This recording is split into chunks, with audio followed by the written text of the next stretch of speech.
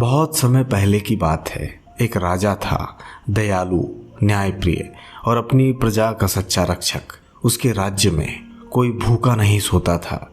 इंसान ही नहीं, पशु पक्षी भी उस पर भरोसा करते थे। लेकिन राजा के जीवन में एक ऐसा साथी था जो उसके सबसे करीब था, एक बुद्धिमान और वफादार तोता। यह तोता सिर्फ पालतू नहीं था, बल्कि राजा का मित्र, उसका मार्गदर्शक और अकेलेपन का सहारा था। एक दिन तोते ने धीमे स्वर में कहा, महाराज, क्या मैं अपने बूढ़े माता पिता से मिलने जा सकता हूँ? मैं वादा करता हूँ कि जल्दी लौट आऊँगा। राजा का दिल डोल गया। उसके बिना एक पल की कल्पना भी कठिन थी, लेकिन भारी मन से उसने अनुमति दी। जाओ, पर जल्दी लौट आना। तोता उड़ चला, जंगलों को पार करता हुआ पहाड़ों के उस पार अपने घर पहुंचा।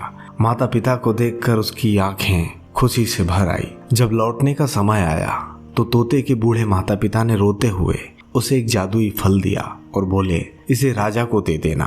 यह फल बूढ़ों को फिर से जवान बना देता है और हर रोग मिटा देता है। तोता उस अनमोल तोहफे को दिल से लगाकर राजा के पास लौट रहा था, लेकिन सफर लंबा था। वह थककर एक पेड़ के नीचे सो गया। तभी वहां एक जहरीला सांप आया और फल का थोड़ा सा हिस्सा खा गया। लेकिन तोता इस बात से अनजान रहा। अब वह फल जहरीला हो चुका था। राजा के दरबार में लौटकर तोता बोला, महाराज, यह फल आपके लिए है। यह आपको अमर और जवान बना देगा। राजा मुस्कुराए, मगर मंत्री ने शंका जताई। पहले इसे परख ले राजन। फिर राजा ने वह फल एक नौकर को खिलाया और कुछ ही फल में वह नौकर वहीं पे गिर पड़ा और मृत हो गया। राजा की आंखों में प्यार की जगह क्रोध उमड़ आया। इस तोते ने मुझे मारने की साजिश की है, इसे तुरंत मार डालो। तोता रोता रहा, गिड़गिड़ाता रहा, आंखों से आंसू गिरते रहे, पर उसके शब्द किसी ने नहीं सुने।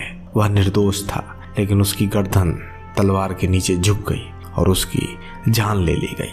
फल को बाहर फेंक दिया गया।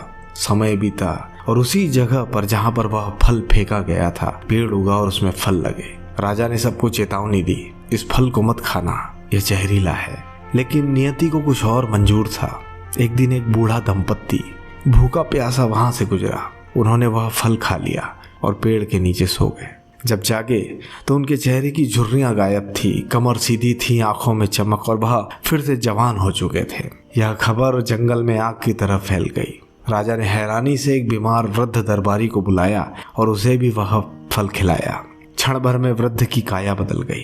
वह भी मजबूत, जवान और ताजगी से भर उठा। राजा के पैरों तले जमीन खिसक गई। सच उस पर बिजली की तरह गिरा और उसके मन में आया कि तोता निर्दोष था। वह यह अनमोल तोहफा सिर्फ और सिर्फ अपने मित्र, मेरे लिए यानी कि महाराज के लिए लाया था। राजा की आंखों में आंसू भर आए।